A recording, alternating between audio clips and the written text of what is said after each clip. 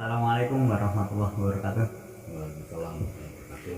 Kembali lagi di channel Kapan Waras. Salam sejahtera dari saya, Liv Saifullah. Di sini saya tidak sendiri, saya bersama Bapak Lestio. Enggak benar, Tio, Lestio. Tio, Tio, Bapak Tio. Nah, Bapak Tio ini kesibukannya jadi seorang sopir. Ini Pak.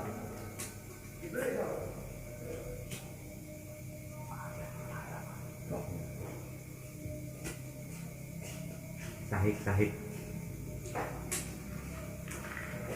Jadi saya mau bertanya-tanya tentang seputar yang dijalani, profesi yang dijalani Bapak Lestio ini.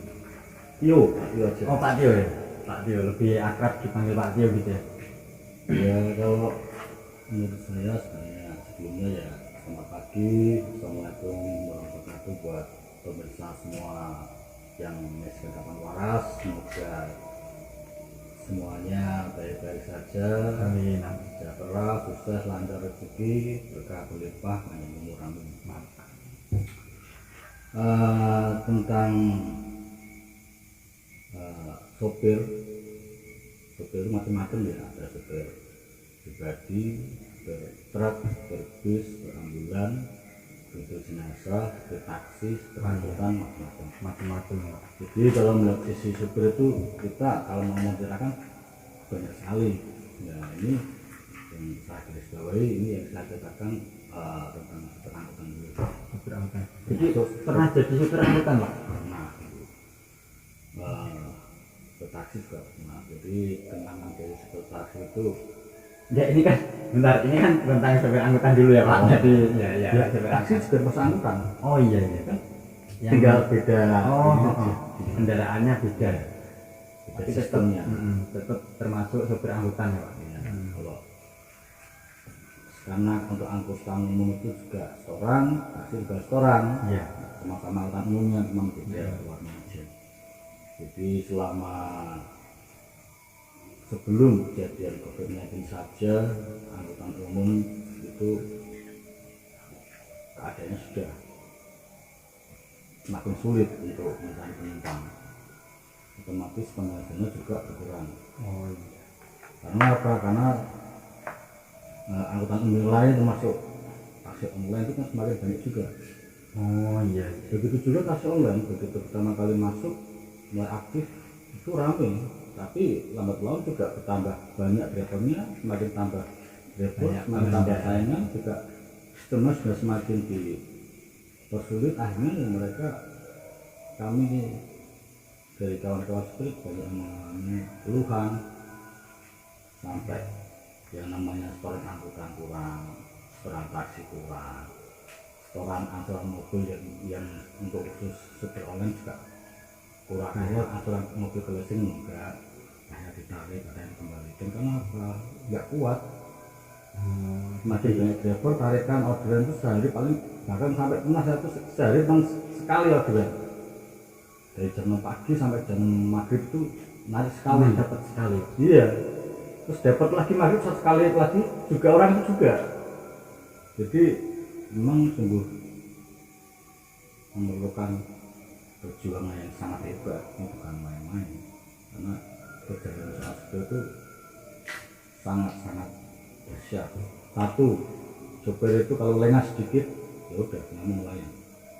Kedua, memikirkan nyawa ya. Iya, satu memikirkan keselamatan, dua memikirkan pendapatan untuk beban keluarga. Dan ketiga, kita pasti memandang ke depan. Misalkan hari ini ramai, terkadang kita masih bertanya-tanya apakah besok juga ramai. Makanya seorang supir harus pandai-pandai manajemen keuangan, dalam arti ketika hari ini ramai, bagaimana ketika besok ramai, tapi kita belum tahu, kita harus mempersiapkan anggaran untuk besoknya. Jadi jangan terus hari ini banyak kita habiskan buat apa atau apa. Jadi kita tabung buat antisipasi kalau hari kedepannya itu penghasilan berkurang atau pengangguran itu untuk menutupi itu dan bisa tetap masih keluarga di rumah. Kalau apa hal yang membuat apa ya istilahnya kejadian apa ya? Resiko Bukan resiko apa sih hal yang gak enak ya Allah menyenangkan senang kalau saya sedih terus saya dulu lah ayo mikir kok mulai dong mas bahasa ojo menyedihkan bahasanya terus kesang lagi senang susah senangnya dulu bisa ora nyamper terus balik Asal tambah sih, iso kesan dan kesan nah kayak ngono itu terakhir kesan ini so kamu asalnya balik bisa. saya Terus kalau keluh kesahnya menjadi seorang supir itu apa Pak? tergantung supirnya. Kalau supir angkutan atau taksi atau angkutan umum kayak gini itu kalau kesannya ya satu, kalau setoran kurang Iya juga ya. Setoran kurang itu bikin pusing pusing, kepala. Iya. sudah gak bisa setoran belum, apalagi ngasih istri di rumah ini nggak mau. Iya. Kita setoran aja kurang kok, mau buka kasih kadang ngepek kasih itu belakang kebataan. Kalau hal yang menyenangkan menjadi seorang supir Pak? Yang menyenangkan itu kalau dapat penumpang cewek cantik terus mantap diajak makan bareng, kita nggak mau makan aja disuruh turun, bapak kalau nggak makan saya nggak makan loh lah, ini kita makan bareng. Itu paling seneng. paling Terus menyenangkan. dikasih lagi, wah itu luar biasa. Jadi ngomong Pak T ini bisa nyetir mobil itu dari umur berapa? Pas 6 SD Mas SD udah bisa terus nyetir saya udah mobil? belajar nyetak truk Fuso. Itu belajar nyetir aja ya. Tapi mantep kan naik Iya, pas SD iya. kan termasuk udah bagus bisa Nyetak truk Fuso Fuso. kan mobil biasa. Berarti kontainer gitu. Nah. Terus kalau belajar mobilnya bapak saya amin bapak saya turi tiap rumah saya turi terus saya belajar muter-muter. Berarti autodidak gitu Pak? Nggak ada yang Iya, ngambil iya. gitu? Sama seperti anak saya juga gitu otodidak. Saya batasi saya turun jadi tahu bermuter itu persis saya. Nanti persis saya biasanya tuh baru muter tanpa izin. Tahu bapakku baru mau berangkat, loh mana mobilnya? Sana Pak. Disuruh masuk itu lagi mundurin. Terus pertama kali bisa nyetir mobil Pak, itu profesi langsung jadi supir? Apa Enggak, kerja saya apa? kesempatan ya dari nah dulu profesi ya misal ngamen jalanan, Pernah ngamen juga? ngamen ya di warung, ya di pasar, di rumah, di kampung, di kampus, di kampung. Luar biasa, berarti suatu Tapi juga perjalanan. karena kita kan ketemu banyak orang ya temen sini diajak ngamen ke yang kampung, teman-teman ini diajak ngamen ke Lang Tenda Semarang itu, terus teman-teman yang ini lagi diajak ngamen di kampus. Ya kita kenal orang kampus juga, orang mahasiswa kita ada acara hari bumi atau hari apa yang tertentu itu kita diundang. Bahkan di kampus Unjur di sastra Inggris dulu itu saya itu kayak rumah saya sendiri. Oh, jadi banyak teman di sini. Bahkan pas ada main gue itu saya sungguh dulu kalau saya bukan mahasiswa, cuman kita udah ada keakraban, ada nilai kekeluargaan di situ. Itu kalau ngamen itu penghasilan kan nggak pasti Pak. Nggak pasti, makanya kita juga jadi pengamen itu juga harus pandai-pandai mengatur keuangan, karena nggak mungkin kita besok nggak butuh makan lagi, nggak mungkin kita besok nggak butuh kopi dan rokok lagi. Itu jenengan ikut kayak anak-anak pang gitu nggak? Enggak, cuman ya teman-teman ada anak juga. Kalau saya pribadi nggak anti, semuanya saya temui biarpun. Bahkan orang di luar pun saya ajak orang ngobrol. Ya maksudnya berarti kan jenengan nggak ikut kayak anak-anak pang gitu nggak? Enggak, bahkan kalau gitu ya. sama anak pang kita sudah ngobrol, cuma kita kan ngobrolnya baik-baik. Kadang kita kasih masukan yang sosialitas ya Pak. Kan dulu sama teman bikin komunitas namanya Kompas, komunitas pengamen Semarang, untuk direkrut diberikan edukasi yang positif agar tidak melakukan kriminal. Misalkan ngamen yang ngamen, kalau pengen misalkan kan namanya anak jalan ada yang mabuk, ya jenis juga yang mabuk bahkan sering tapi kita harus bisa menempatkan waktu dan tempatnya. Oh iya. Ketika ngamen ya jangan mabuk, apalagi bawa saja, itu nggak boleh. Itu suatu malah bisa dikatakan Nah, kriminal ya. kalau misalkan sejelek-jeleknya kalau pengen mabuk ya setelah ngamen, istirahat di kos atau di mana, mabuk dengan tujuannya ingin play, ingin santai, jangan mabuk terus cari masalah, apalagi buat saja. Itu Iya kadang orang mabuk itu bisa disalahgunakan. bukannya orang baik pun bisa salah gunakan. Iya. Karena nggak apa ya. Kalau mabuk itu kan kita hilang kontrol kadang Pak.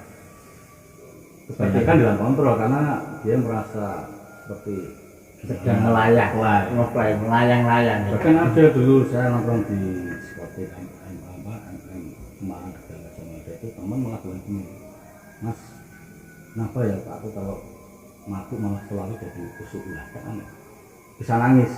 Dia bilang gitu ya itu gimana Mas kira itu diterima nggak ya? Semua kebaikan itu diterima dengan bagusnya itu. Semua itu ada prosesnya.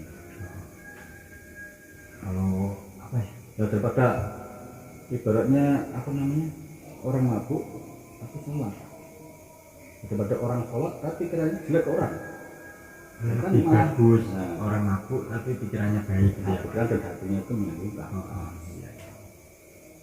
Terus setelah perjalanan jenengan ngamen itu lanjut ke Jadi security kemana-mana, security. security jaga malam di Hotel Candida Semarang, di Pantai Maghrib Larangan Pantai Maghrib Semarang, di toko tren Pasar Keluar Semarang, di Jakarta. Jadi asisten direktur Pusat Penerbangan. Kalau bapak sendiri asli kelahiran Semarang. Kelahiran Klaten, cuma numpang lahir aja, mau besar Semarang. Numpang lahir aja di Klaten Keluarga cuma Surabaya. numpang lahir. Keluarga Surabaya. Keluarga Surabaya. Loh, itu ya toh?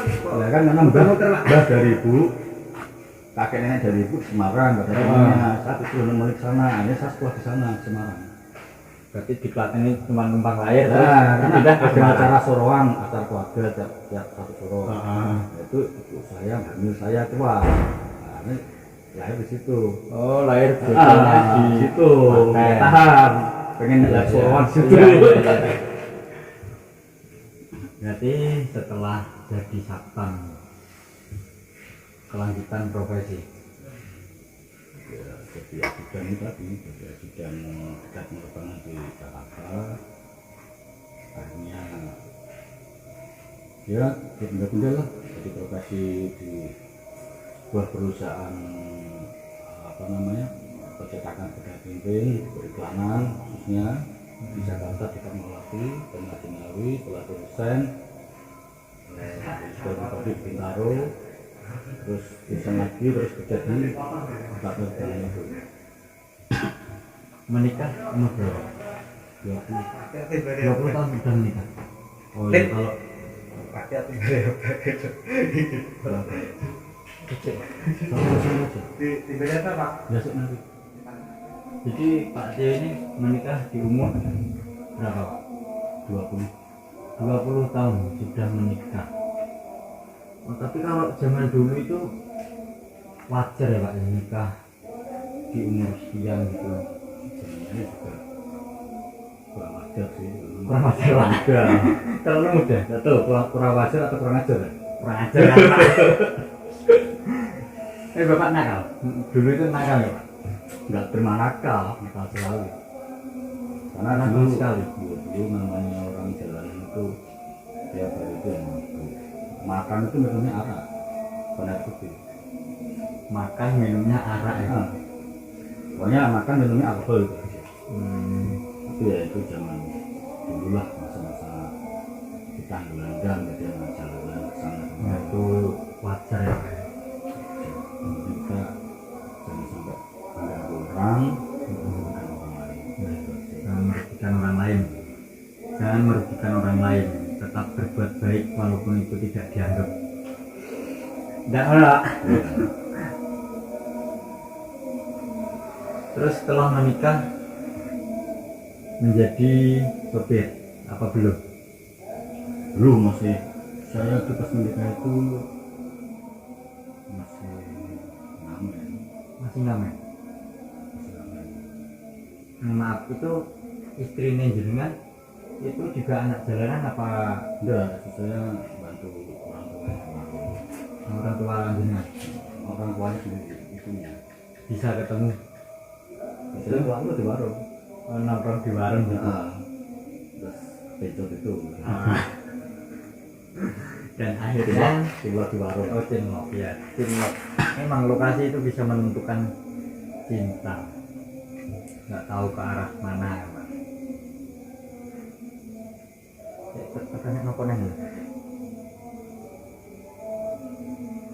Tekan. Kan lagi cek namanya. Terus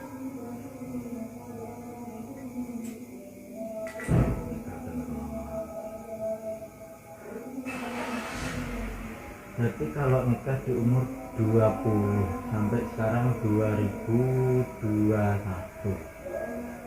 berarti udah berapa lama tuh? Ya 21 tahun Iya. menikah. Berarti menikah tahun 2000 Tahun 2000. tahun 2000 Pak. Punya anak pertama Anak pertama 2001. Oh, berarti cespleng ya Pak ya.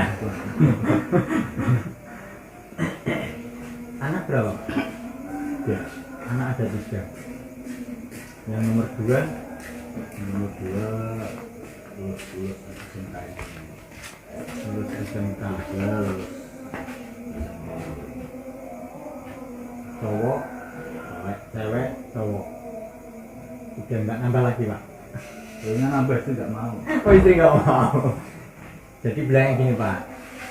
Yang Istri bilang gini, kalau nambah lagi kamu ya nambah aja. nggak jadi gini Pak. Jadi yang mau hamil sama aku masih banyak gitu Pak. Kalau nggak mau hamil lagi gitu. Jadinya gitu. Terus bisa menjadi supir itu asal usulnya dari mana Pak? Kan perjalanan Bapak itu kan ya dulu ngamen, jadi security, jadi ajudan apalagi. Terus kok sekarang bisa jadi supir? Kita di jalanan itu kan walaupun kita proses pengamen, memang kita banyak. Pas aku ada jual gorengan, ada jual ayam, ada jual es batu becak. Bahkan saya becak pernah. Pernah becak juga? Saya berhenti security di mall brand itu saya harus becak. Tapi pengen nyoba aja saya becak gimana ke kosongnya. Dan becak ini selama 4 bulan. Itu luar biasa. Luar biasa. Tukang becak itu walaupun kita duduk di becak, tapi kita lut saya karena udah panas. Yang luar biasa kalau becak itu suatu kerjaan ya. Jadi ya jadi proyek pernah jadi bangunan pernah itu bangunan. Aku juga pernah jadi kulit bangunan juga pernah. Dulu kan kerja di powder coating Semarang. Wah keluar itu kan lontang lantung nggak ngapa-ngapain. Ada teman ngajakin ya. Daripada nganggur, udah kerja di proyek itu kan jadi kena dulu itu Mas. Itu sehari dapat 80.000 itu udah tinggi belum? Udah tinggi ya Semarang. Oh, di Semarang.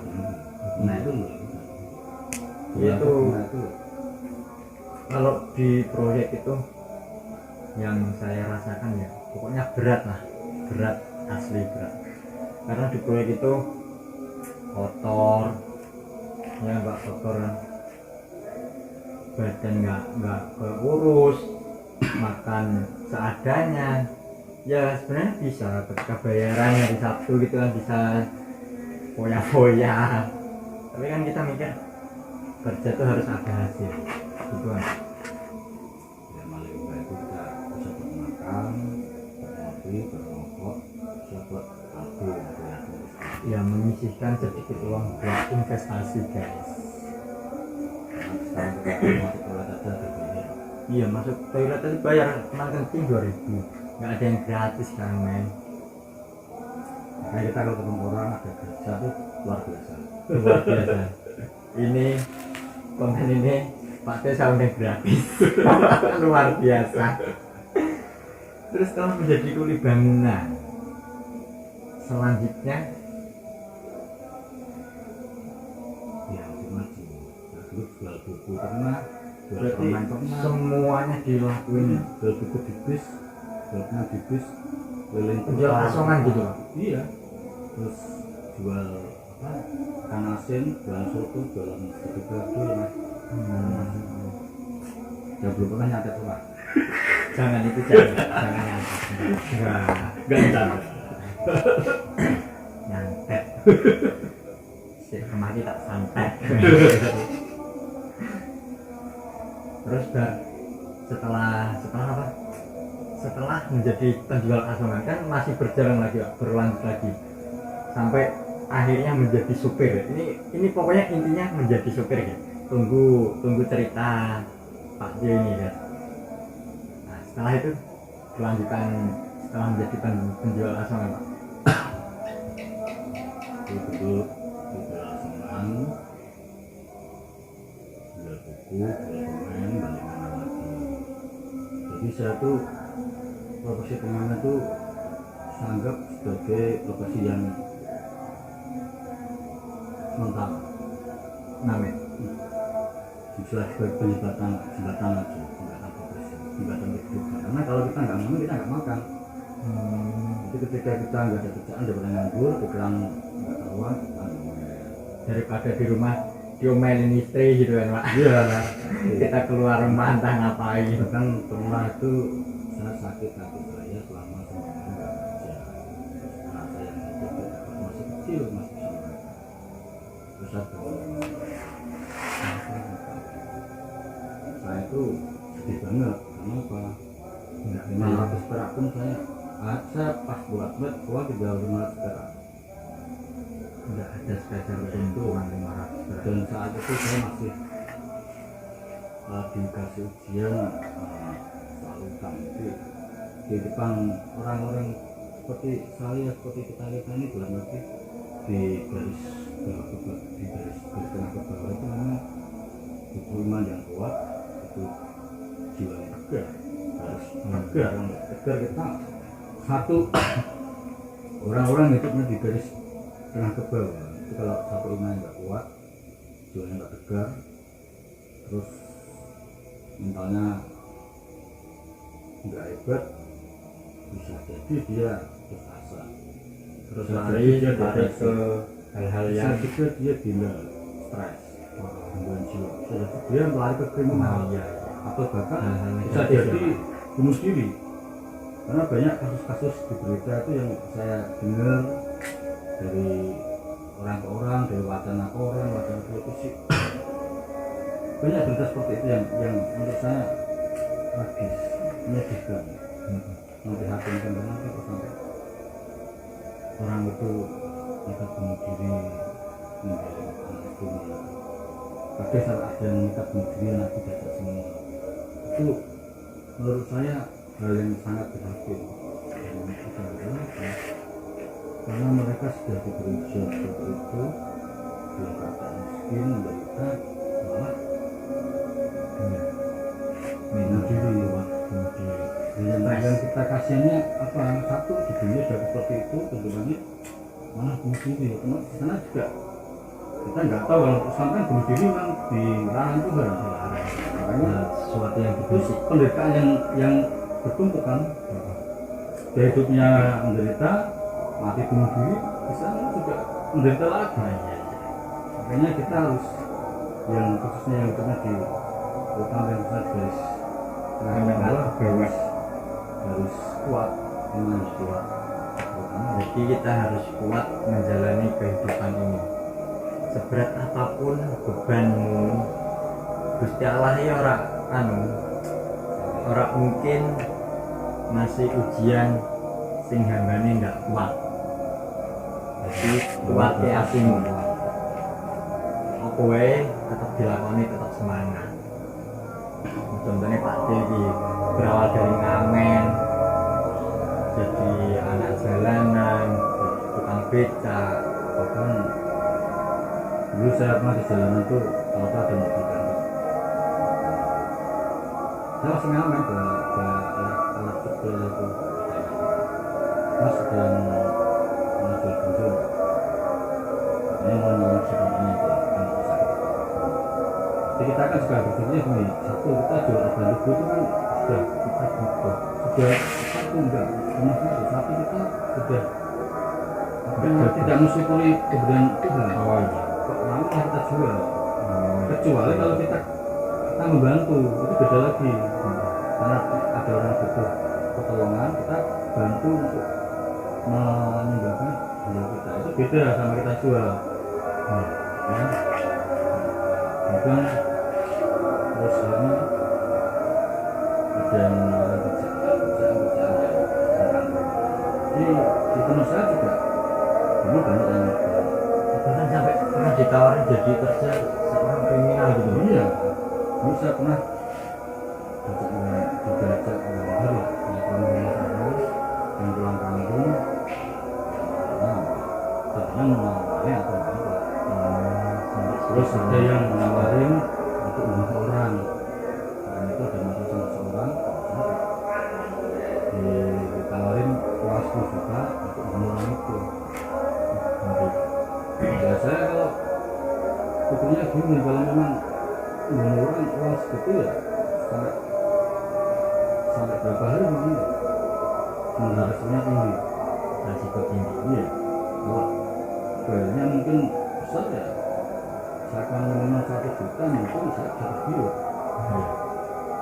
Ini makanya orang yang hidupnya menengah cuma imannya harus kuat dalam hal apapun atau dalam hal lain kerja untuk bekerja itu memang intinya orang hidup itu satu itu mengingat Tuhan. Kenapa? Kita kembali ke Tuhan. Apapun yang kita lakukan kalau bisa sebut nama Tuhan. Tuhan ya Bismillah, kenapa itu tergantung dari orang masing-masing. Kalau kita tanpa mengingat nama Tuhan itu ya ironis kalau kita tidak mengingat nama Tuhan. Iya, karena itu suatu kekuatan juga kita mau tersebut pasrah diri kita mau meminta kemudahan itu sebenarnya butuh berdoa lah ya Pak. Iya, itu satu hak dari seorang hamba kepada Tuhan untuk meminta sesuatu dan baik. Terus pertama kali nih langsung saja ke inti supir ya Pak. Pertama kali nyupir itu di mana Pak? Maksudnya pas saat ini atau pas sudah kerja? Sudah kerja. Saya dulu saya taksi Naik taksi di Semarang. di Semarang. Di tahun 96 96. Itu belum menikah. taksi dulu masih sekarang sekarang berapa ya? 60 atau berapa? 60.000 per hari. Tapi itu kan tahun 96 berarti BBM pun masih harga berapa itu Pak 1 liternya? Saya masih Tapi semuanya masih murah kan. tapi di taksi sudah melakukan proses motor kan. Itu aja belum COVID ya Pak ya. Iya, itu aja kalau jadi kerja susah juga karena pesannya sudah kuat. Kalahnya waktu sama